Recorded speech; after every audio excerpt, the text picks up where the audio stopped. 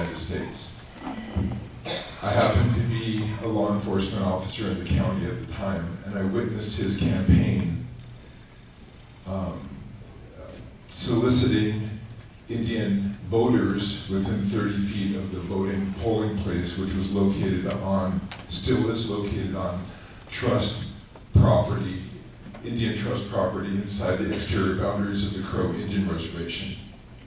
And then I saw that those conversations happening, so I knew a couple of the Indians there, so I asked them what was going on. They said they're paying us $40 a piece if we can go home and bring our families in for each individual that would go in and vote for John Tester.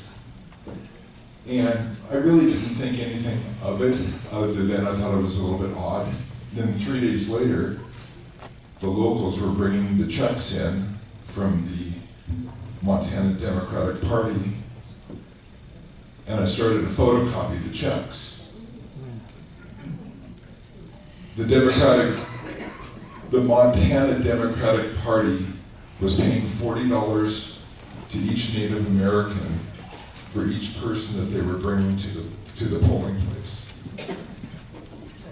The problem with this is the Montana Secretary of State takes an oath to, when he takes office, that guarantees the sanctity of the polling place and the ballot boxes. So just take that and put it on the floor. The Crow Indian Reservation is a non-public law 280 reservation, and we won't spend a lot of time talking about that. I'll just give you a brief overview. If you want to know more about it, you can Google or use another search engine. Non-public law 280 reservation is a Wikipedia page on it that explains everything I'm going to tell you in summary now.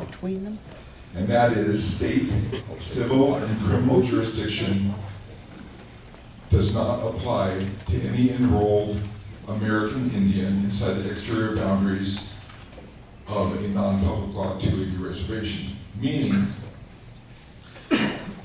a enrolled Indian can go 130 miles an hour down the interstate, intoxicated, get pulled over by a Montana Highway patrolman, and they have to be let go because there's no jurisdiction, state or criminal.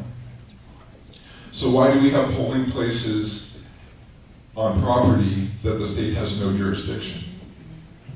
This is a huge problem in Montana on non-public law 280 reservations. We're not saying disenfranchise the American Indian voters, just the opposite. We want them to vote, absolutely. But move the polling place to state-controlled land or private fee land.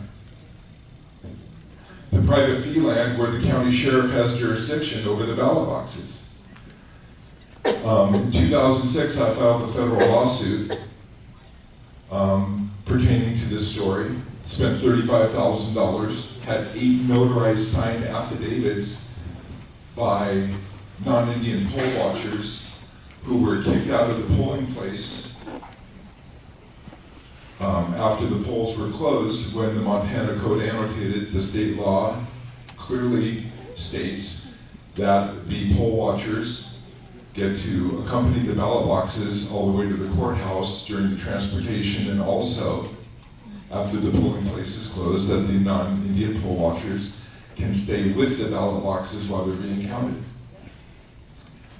Well, the American Indians that were involved at the time kicked the non-Indian poll watchers out of the school, which was located on Indian Trust property. And it just so happened that that precinct in Crow was the last precinct in the United States to be counted. Montana was the last state to come in, and Bighorn County was the last county to be counted. Tester won that election by, I believe, just over 2,800 votes. And our poll watchers were kicked out. And the ballot boxes were left with no state jurisdiction over them for almost 4 hours after the polling place was closed. The ballot boxes made it to the Bighorn County courthouses after midnight. You might mention that the county recorder of Bighorn County was also an enrolled Crow tribal member. Yeah, most of our elected officials. It's a very unique county. This is the only situation I believe that's like this in the United States. But my point is, every vote counts. This is a perfect example that every vote counts, because what happened is when Tester got elected, it changed the Senate from Republican to Democratic majority. So Corey Stapleton, our Secretary of State, was in our county 2 weeks ago. I had 4 people that had his cell phone number that texted him to ask them to meet with me regarding this specific situation. He came to the Little Bighorn National Monument, the Custer Battlefield within 3 miles of my museum, and refused to meet with me. So I just wanted to explain, we have a situation in Montana that needs to be corrected regarding voting, and that's the only fair, yes. Let me add a couple of fun pieces to this, because you're right, it was, you did sue the state of Montana for voter fraud, and our national organization who joined in that suit, we were plaintiffs. The suit was never heard on its merits. It was quickly dismissed out of the Montana court. It was quickly dismissed out of court. And it's very, very interesting to me that the attorney that argued for the dismissal, and don't look at this on the merits, was none other than Stephen Bullock, who's now the governor, who also won his election in probably the same way. And these same conditions still exist. And the Secretary of State at that time Yes. also argued against the facts. It's pretty simple. Yes. They have no jurisdiction on federal trust property. And I remember attending a Lincoln Reagan event, I think it was in Bozeman, not long after I moved here. The attorney that you had and we had was a fellow named Arthur Wittich. Some of you may know that name. Not long after our case was dismissed and Arthur Wittich was our legal counsel, he got pretty well blackballed by the state of Montana. Yes. You know, so this is a situation where the secretaries of state since 2006, whose sole duty is to ensure fair and free elections and every vote counts in Montana, has absolutely refused to do a thing. And very recently, you were told, talk about how they told you they had no, because we said, well, could you at least require federal observers to the precincts? Talk about what happened when that request was made. Yeah, they declined to request federal voter observers at this location also. So to the press that's here, here's the physical evidence. This was an exhibit in the federal court. If anybody would like to see it afterwards, I have copies for you. But one more point, because this has affected Glacier County. We have folks from Cutbank here, very brave souls, enduring what's happening in Glacier County, and it's also affected Bighorn County. When I talk about that free casino money, one of the things that is happening, you probably notice it across the state, is an increased number of tribal members running for local and county and state offices, and they just have the slickest mailing materials. They have all the money they need to run for office against other candidates, partly from the casino money, and partly because they know there's a system in place that'll give them an edge. And that means that in terms of getting a red wave in Montana, and in terms of offsetting existing and ongoing voter fraud, everyone in this room needs to get this information out to all our voters in Montana and get to the polls and get your vote in there, because we have to flood the votes. Every vote counts. Yeah. I want to switch the conversation now to federal government overreach. First of all, let me state that I'm pro-government and pro-American Indian. I am also not suicidal. Well, hey, And he could have been. I want to read some excerpts out of a Montana newspaper that printed an article regarding this meeting in the last week. And they were quoting some individuals. The situation is really scary when you have violent extremists like Ammon Bundy coming to your town. They're not trying to bring people together to trying to divide the community. I don't think we're very divided in this room. Also goes on to state that we have links to anti-Indian groups and activists, conspiracy theorists, and military movements.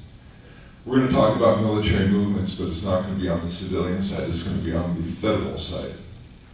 Citizens Equal Rights Alliance, which I sat on the board for over 10 years, and Elaine and I lobbied Congress 5 different times for a period of 1 week at a time together over 15 years ago for Indian Civil Rights Acts.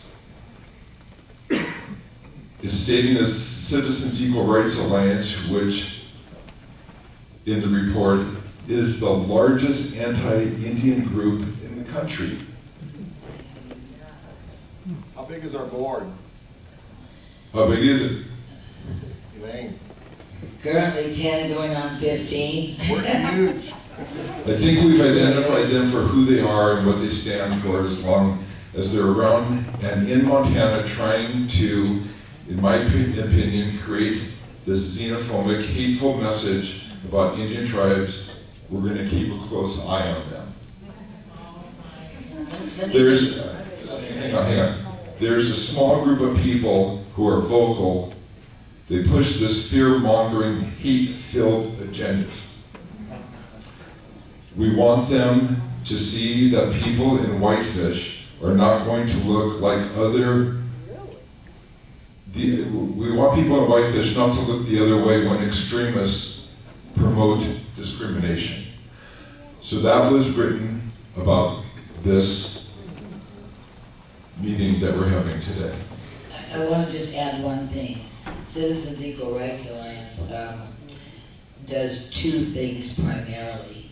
And one is that we publish articles, there are journal articles and reports. We publish a quarterly report to our members where we get information out there on federal Indian policy, so it's no longer a best kept secret. And the other thing is we file strategic amicus briefs, friends of the court briefs, at the U.S. Supreme Court level, because that's the way we can get the citizen voice into a decision-making process at the highest level of the court. And we've been extremely successful with our amicus briefs. And the court is now reining back, trying to stay out of the Supreme Court. The courts are finally starting to rein back some of this problem. We just need Congress to do the same. So here's my story. In 2005 and 2008, I was raided by a heavily armed SWAT team from the Bureau of Land Management. 24 armed agents stormed my museum for 11 hours. They took down my museum interns with M16s in the back of their head, spread eagle on the floor. They threatened me that they were going to seize my property, I would have to forfeit my real estate, my collection, I would never see my special needs son again. For the next 12 years, I fought the federal government with everything I had. I hired over 14 attorneys, spent just under $500,000 of money that was half borrowed. Close friends of mine were loaning me money to stay afloat. I was never indicted. I was never charged with a crime. After 4 years and 8 months, I received a letter from the U.S. Attorney's Office in the District of Montana that my case was closed and no charges would be filed. This was over 2 esoteric laws, ARPA and NAGPRA. ARPA is Archaeological Resource Protection Act, passed by Congress in 1977 under President Carter's administration. The second, NAGPRA, Native American Graves Repatriation Act, had to do with Indian artifact and Indian collecting. I had an undercover BLM agent come to my property. I was under investigation, undercover, for 5 years. And in 2005, they came to my property and sold me a military button and a suspender buckle. I won't get into the whole story of my book, it's back on the back counter, but basically that's what was on the search warrant. After I got the closure letter from the After I got the closure letter from the United States Attorney's Office that no charges would be filed, my case was closed the next day. I went to the Billings courthouse with my attorney and asked the federal clerk of court to produce the application for search warrant. She told me it was sealed. I told her my case was closed and no charges would be filed. And this wasn't another place in the world. This was the United States of America, and I demanded to see that document. She told me I would have to file a motion with Judge Siebel, the senior federal judge for the District of Montana at the time. The next week, we filed a motion to see the application for search warrant, and after a lengthy 15-month battle, he finally conceded and said, "You and your attorney can see it in camera." That's Latin for inside the judge's chamber. "But you cannot talk to the press about it." And we thought, what? And they were claiming, the government, that it was national security, the reason why I couldn't see my application for search warrant. So after we saw it in camera and spotted 9 lies by Brian Cornell, the Bureau of Land Management agent who lied to the federal judge to get my application for search warrant, we appealed Judge Siebel's decision to the Ninth Circuit and overturned the senior federal judge's decision, and it was remanded back to Judge Siebel to issue an order and release the application for search warrant. So if anybody wants to read about that, it's Kortlander versus the Ninth Circuit. Look it up on the internet. It's a very interesting read. I filed a $280 million lawsuit against 24 federal Bureau of Land Management, Department of Interior agents in the Court of Claims in Washington, D.C., knowing that I was going to get thrown out of court because you can't sue the sovereign. But I felt a duty as an American citizen to air their dirty laundry in hopes that this would not happen again. I had a journalist call me and said, "Chris, do you know the Red family?" And I didn't know much about what he was talking about, but quickly learned that 24 federal agents, the Bureau of Land Management and the FBI raided 24 homes in southern Utah, the Blanding area, at 5:30 in the morning over Indian artifacts. And Mr. Salazar was Secretary of the Interior at the time. And 3 people committed suicide after being involved with the Bureau of Land Management. One of them was the Bureau of Land Management's confidential informant, Ted Gardner, who shot himself in the head the day before the first federal trial against the 24 individuals who were raided. Dr. James Redd was a Mormon community physician who practiced in the community. He was almost 68 years old and delivered over 3,800 babies in his career. His house was stormed by over 100 federal agents. He was told that he was going to lose his physician license, he was going to have to forfeit his property, and he was going to go to prison and never see his family again. That evening, he drove his Jeep down to his family pond on his property, and he killed himself. And Chris, this was over a little piece. The artifact that he was raided for was smaller than the size of an eraser on a pencil. Yes. It was valued at $75. It came out through other federal testimony that the federal agents lied to the federal judge and said that $75 little piece of artifact was actually a bead that it had a value of over $1,200, so it would meet the felony threshold. And I thought, oh my gosh, I just can't believe that this many people took their lives after being involved with these BLM agents. I mean, what is going on? I was in the hospital. I have a spinal condition, and I had a spinal surgery, and while I was in ICU, I had one of my close friends come in and tell me, did you hear about somebody else committed suicide? And this is like, 3 years after everything, and I thought everything was done. And I said, no, what are you talking about? And a person named Robert Weaver in Cody, Wyoming, who was an amateur geologist, picked up a rock and took it home. It was raided by the Bureau of Land Management. And on New Year's Eve 2 years ago, he took his own life. Now, why is this happening? Let me explain. In my book, Arrow to the Heart, The Last Battle of the Little Bighorn, the Custer Battlefield Museum versus the federal government, I wrote that book because somebody inside the government leaked me a 57-page document. I called them Deep Throat. It was unauthored. But it explained why the Gibson guitar raid, the Custer Battlefield Museum raid, the Four Corners raid happened. The common denominator, I'm gonna have to go a little longer, but thank you. The common denominator is that the Bureau of Land Management Law Enforcement Division gets $261 million every 12 months from our United States Congress every October 31st. The Bureau of Land Management budget is $1.4 billion every 12 months. The $261 million is not included in the $1.4 billion, and that's for 211 agents. Let me repeat that. Every 12 months, they get $250 million for 211 Bureau of Land Management agents.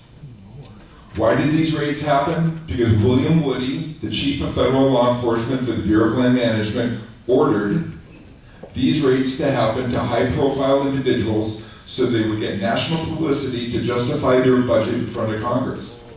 Why do I know that? Because that's in the 57-page leaked document. I just wanted to say that the law enforcement, we need to backtrack because there were years before 9/11, 2001, where your benign federal agencies like BLM, Fish and Wildlife, Department of Education, USDA, benign federal agencies were not militarized. Right. But after 2/11, Yes, after 9/11, what happened during the Patriot Act, George W. Bush passed the Patriot Act. We didn't know if we were going to be invaded. The World Trade Center comes down. Patriot Act passes within 4 weeks. What did that do? Each one of the secretaries of the president's cabinet got their own federal police department. We only had about 7,400 armed federal agents at that point: DEA, U.S. Marshals, FBI, Border Patrol. After the Patriot Act, we're approaching 65,000 armed federal agents inside the United States. in the Department of Education. In the National Oceanographic. Yeah. Also, an important article, I was on the front page of the Wall Street Journal. Google Kortlander with a K, Wall Street Journal. You can read the article, just a brief story. There's 10 different esoteric raids that happened. I was one of them in that article regarding federal government overreach. One of them was a teacher who was walking on the East Coast beach in front of her house, and she picked up a piece of coral the size of a silver dollar. She took it home, she put it on the ledge in her kitchen for 2 years, and it was an extraordinary piece of coral. But she was moving, so she was going to eBay a lot of things, so she eBayed this piece of coral. She got raided by National Oceanographic SWAT team that came to her house with machine guns. And let me tell you, I know why these people committed suicide, because I was on the other end of these machine guns. When they came in, when they came into my museum, they were in full riot gear with face masks, flak jackets, machine guns, sawed-off shotguns. My town was surrounded by over 20 federal vehicles. And what they do is they point guns at your head and they hope that you collapse. They hope that you will plead to a lesser crime, and they hope that what I'm telling you in this room will never come out. I can't even imagine what the Bundy family went through, or Dr. Red's family went through. I was not incarcerated.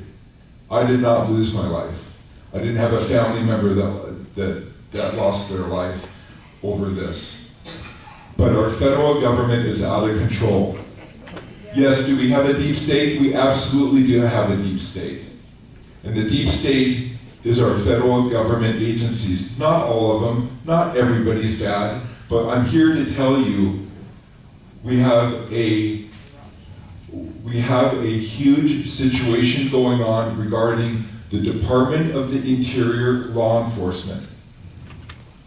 There's a lot of information that I can't tell you now because I was provided more information 4 weeks ago. What I can tell you, that I have an appointment in Washington, D.C. next Friday with Dr. Red's son, who is also, he's a dentist. He's going with me, and we're meeting with some high level DOI officials about this government overreach. I would like to add one thing, if I might interrupt, Chris. I was in Wisconsin working there during the years that Chris was going through this multiple year ordeal. Simultaneously, he was going through multiple spinal surgeries and trying to run the Custer Battlefield Museum, and totally distraught. So when Chris says, I didn't commit suicide, it is profound that he's alive and well and with us today. And there's another reason I say that, because my attorneys tell me to say that at every public meeting or radio show that I've done. I've done over 110 radio talk shows in the last year. Yes. I've testified in front of Congress twice in 2014 and 2016 in writing. I want to read an excerpt out of Senator Lee's hearing that transpired in 2018 in Congress of this year.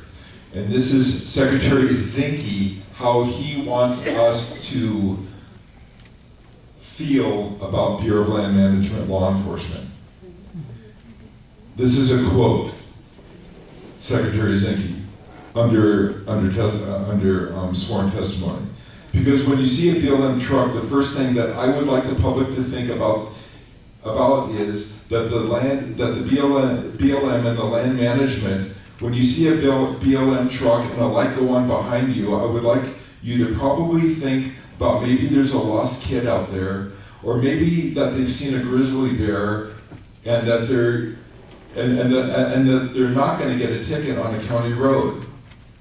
To readdress it, it's about public trust. Law enforcement individuals have a higher responsibility because they have a badge, and because they have a badge, they also have to make sure that the power that is given to them is exercised correctly. Well, hopefully, after this trip to DC, that Zinke will know the ins and outs of the Bureau of Land Management. We have a federal government law enforcement agency out of control.